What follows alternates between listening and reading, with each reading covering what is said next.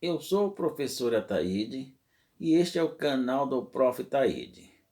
Se você é novo por aqui, não se esqueça de deixar aquele like e se inscreva no canal. Para quem pretende fazer a prova do Enseja, então este vídeo é para você. Hoje vamos dar continuidade à análise das questões de Geografia e História da prova de 2019. Já temos uma aula com as 10 primeiras questões. No finalzinho do vídeo, eu vou deixar o link para vocês. A ordem de análise das questões não altera em nada o seu desempenho. Mas se preferir e se você quiser seguir a ordem numérica, vá lá e assista o primeiro vídeo. Agora, vamos lá para o projetor analisar as questões da 41 a 50. Questão 41. CLT completa 70 anos entre conquistas e retrocessos e críticas. A consolidação das leis do trabalho CLT não caiu no gosto dos patrões. Tanto é, que agora conseguiram aprovar aí a tal de flexibilidade, que descaracteriza totalmente a CLT. Havia uma resistência muito forte ao então presidente Getúlio Vargas, por parte das lideranças empresariais de São Paulo. Dizia que a lei afetava as relações econômicas. A universalização desses direitos tem encontrado dificuldades até hoje. O trabalhador rural só foi receber as garantias da CLT em 1998. As empregadas só foram conquistar os seus direitos há pouquíssimo tempo, que deu a maior polêmica entre patroas e empregada doméstica, você lembra, A implementação da legislação descrita no texto teve como principal objetivo, aqui está a pergunta: normatizar o emprego juvenil? Óbvio que não, Legalizar o movimento grevista? Também não. Legitimar os ofícios domésticos? Não. A CLT não foi feita só para os trabalhos domésticos. Regulamentar as relações de trabalhos? Mesmo se eu não soubesse, como eu eliminei as três, por eliminação seria a letra D. Regulamentar as relações de trabalho. Esse foi o objetivo da CLT. Então vamos para a próxima pergunta, que é a pergunta. Essa foi a 41. A pergunta 42. Como eu falei para você no outro vídeo, a prova do Enseja é sempre, antes das questões, sempre tem um textinho para ser analisado. Por isso a importância da interpretação de texto. Vamos lá, esse textinho. Em 1865, a Constituição norte-americana acabou com a escravidão nos Estados Unidos e o Estado assumiu a responsabilidade pelos libertos, garantindo o registro de identidade, oferecendo terras para o cultivo e reunindo parentes que haviam se espalhado no período da escravidão. No Brasil, em 1888, com o fim da escravidão, nada foi oferecido pela monarquia aos libertos, além da liberdade, nem escola, nem terra e muito menos direitos civis, com registro de identidade. Para você ver, a diferença, essa diferença se reflete hoje nas condições financeiras e social do negro americano e do negro brasileiro. Que é essa diferença, o trato que o americano, o cuidado, o respaldo que o americano deu para o negro americano e o não respaldo que o negro brasileiro recebeu. Então, tanto é que você percebe, a diferença social do negro americano e do negro brasileiro. Então vamos à questão. O texto compara o tratamento dado aos ex-escravos, libertos com o fim da escravidão, no Brasil e nos Estados Unidos em fins do século XIX. Comparando as ações dos dois países, os direitos dos libertos foram vamos lá. A. Ampliado pela lei brasileira? Negativo. B. Respeitado nos dois países? Negativo. C. Garantido no Brasil? Negativo. D. Maiores nos Estados Unidos? Com certeza, né? Letra D. Os direitos dos negros dos Estados Unidos foram maiores, né? Na verdade, no Brasil eles não teve direito nenhum, só direito à liberdade. E se vire-se. O Brasil viveu a década de 1980 e o início de 1990 em crise econômica. Na tentativa de conter os preços, planos econômicos e ministros se sucediam em curto intervalo de tempo, mas foi o Plano Collor, lançado em 1990, o exemplo mais crítico. Nós que o diga, eu que o diga, viu? O Plano Collor, o plano econômico citado, tornou-se rapidamente impopular, pois alterou a vida cotidiana das pessoas ao... Quem é mais velho lembra disso, né? Interferir no custo dos alimentos, o Plano Collor não, né? Restringir a importação de produtos, bloquear o dinheiro das poupanças, com certeza, né? Quem tinha seu dinheirinho, seu suado dinheirinho na poupança, o Collor bloqueou. E quando desbloqueou, 50% tinha ido pelo ralo, né? Quem lembra disso? Os mais velhos lembram, né? Então a letra C. Agora vamos para a questão 44. A questão 44 está na primeira coluna. Os índices pluviômetros são as medidas de precipitação, chuvas, acumuladas em determinado período. Como você vê, já está explicando, né, o que é pluviômetros. Precipitação em milímetros. Chuvas acumuladas em Araguaína, Tocantins, 2018. Então vamos ver, aqui é uma análise de gráfico.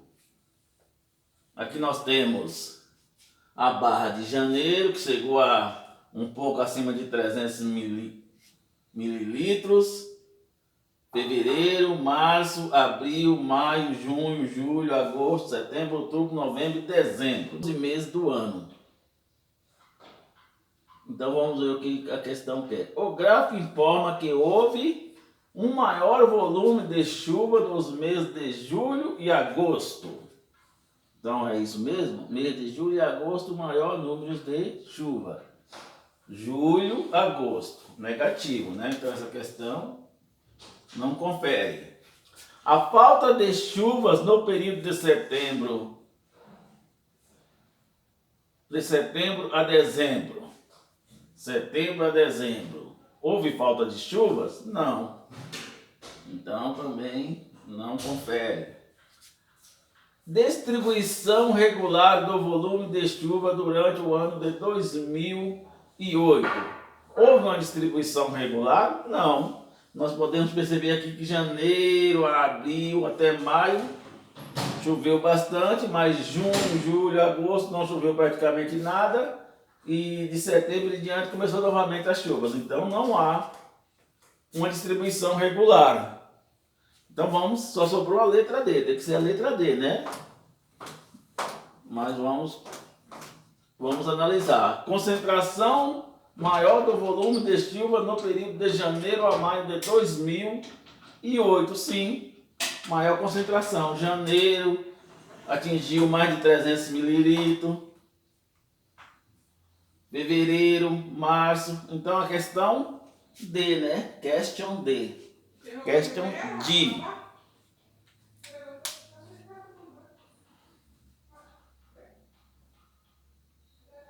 Então vamos para a próxima questão, que é a questão 45, né? 45. Aqui também nós temos outra tabela, né?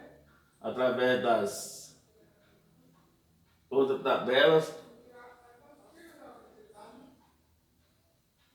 na culinária por região.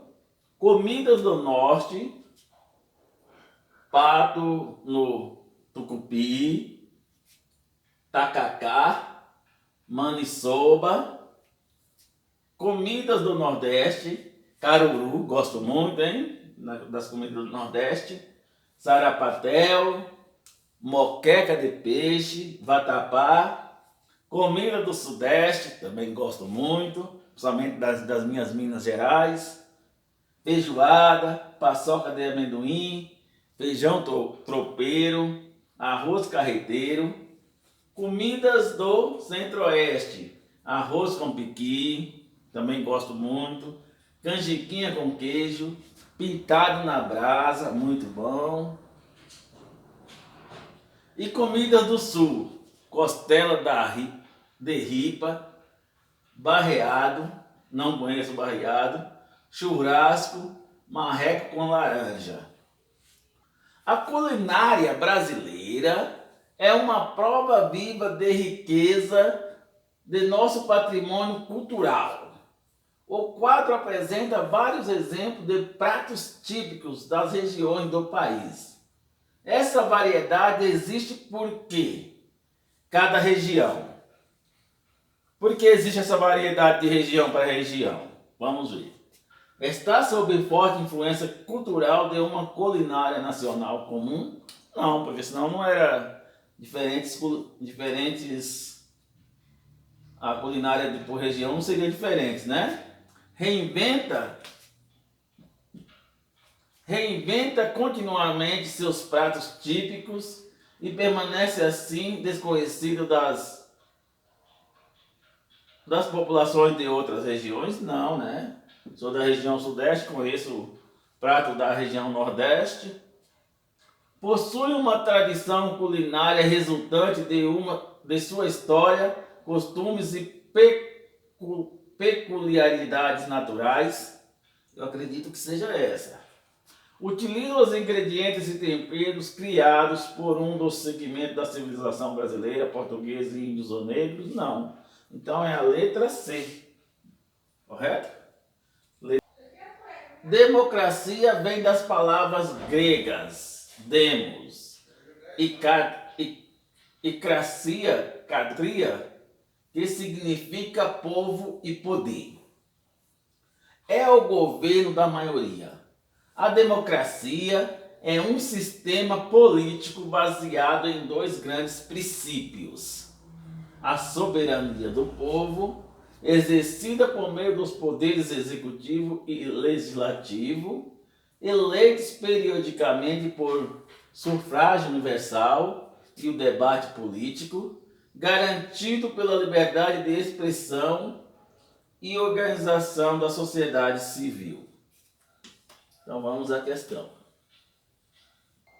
Então, a imagem A, vocês acham que representa a ideia de democracia? Não, né? Aqui está mais para a ditadura, né? Todo mundo armado aqui. Então, o A não. A C. Acredito que é um padre e vários seguidores, um líder religioso e vários seguidores, né? Não é democracia, e sim teocracia. Então a letra C também não. E a B? Um cabra no palanque, várias pessoas. E aí? A imagem está um pouco confusa. E a D? Apenas mulheres, né, com crianças no colo. Então não significa democracia, né? Democracia tinha que ter uma variedade. Mulheres, homens, né? Então, por eliminação, fica essa imagem aqui, ó, a letra B. Então, por eliminação. Então, a questão 46 é a letra B. Está um pouco confuso, mas as outras imagens fica claro que não é democracia. Questão 47. O fenômeno da seca no Brasil mereceu atenção no período colonial do jesuíta Fernão Cardim, que, em 1625, relatava: as fazendas de canaviais e mandioca, muitos se secaram por onde houve grande fome, principalmente no sertão pernambucano.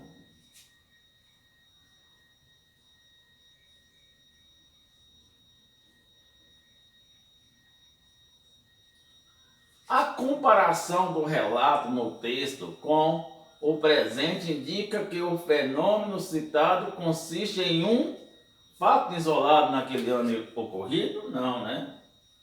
Um evento esporádico ao longo dos séculos? Também não. Um acontecimento observado até os dias de hoje? Acredito, é essa questão, a C, né? Mas vamos analisar também a D. Episódio cíclico, alternado por décadas de chuvas intensas? Não. Então a questão é a questão C mesmo, que eu já tinha marcado lá atrás, né? Mas como eu subi a tela, ficou parecendo que era D, mas é a questão C. Acontecimento observado até os dias de hoje. Correto? Texto 1. A roda dos expostos, local onde era colocado as crianças indesejadas, foi uma das instituições brasileiras de mais longa vida. Só foi extinta definitivamente na década de 1950.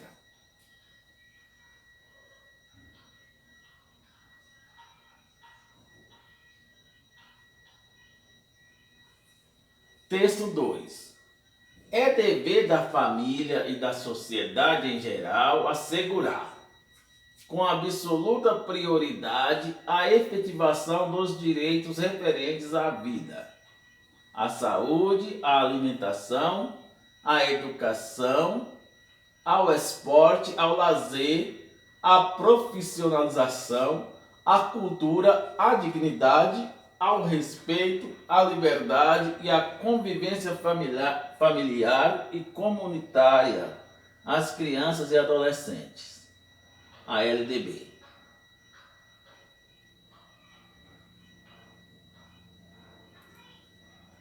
Apesar de suas diferenças, os textos apresentam como objetivo comum. Pessoal, a Roda dos Expostos era uma instituição financiada pela Igreja Católica, que adotava aquelas crianças que as mães, talvez mães solteiras naquela época, que sofria muito preconceito da família, deixava nas portas das instituições e essa instituição adotava essas crianças, né? Então era chamada a Roda dos Expostos. Mas eu vou ter uma aula a respeito disso, né?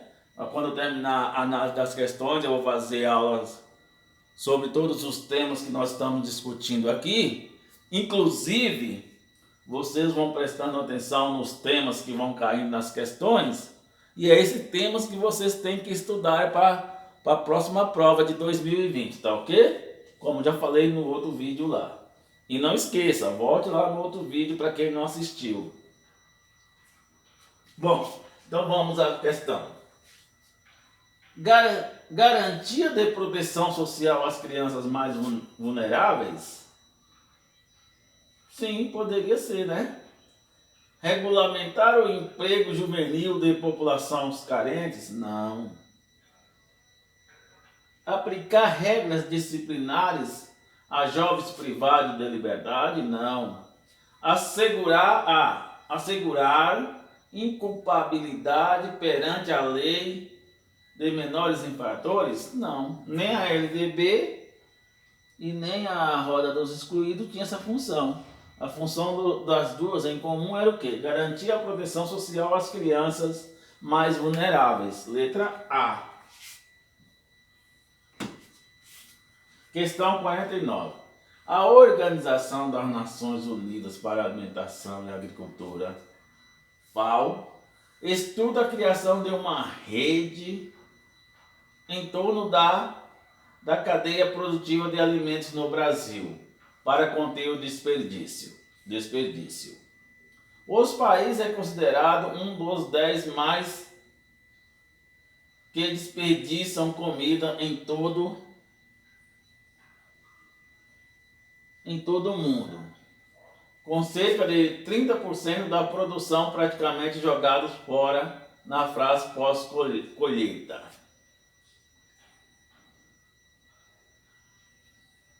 Uma ação capaz de solucionar o problema apresentado no texto é a diminuição da produção de culturas? Claro que não, né? O melhoramento da rede de distribuição? Eu acredito que sim, mas vamos. O investimento no comércio externo? Depende, né? Mas a redução do consumo interno também não, né? Então, a questão é a questão B.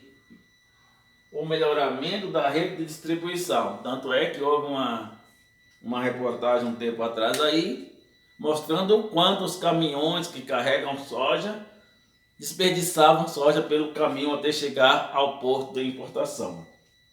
Vamos à próxima pergunta. Questão 50. Como eu fiz no outro vídeo, né? Vamos fazer de 10 em 10 questões. Então, para complementar toda a prova, vai ser 3 vídeos.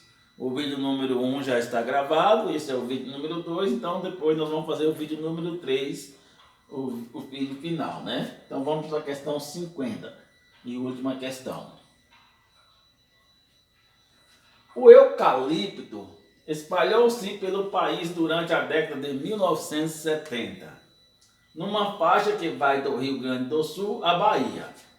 Já fomos os maiores produtores de mamão e graviola do mundo.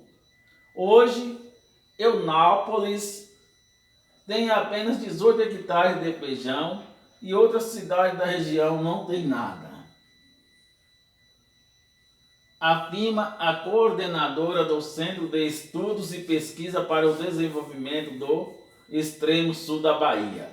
A entidade mostrou que mais de 70% das áreas agricultáveis do município da região estão tomadas pelo eucalipto.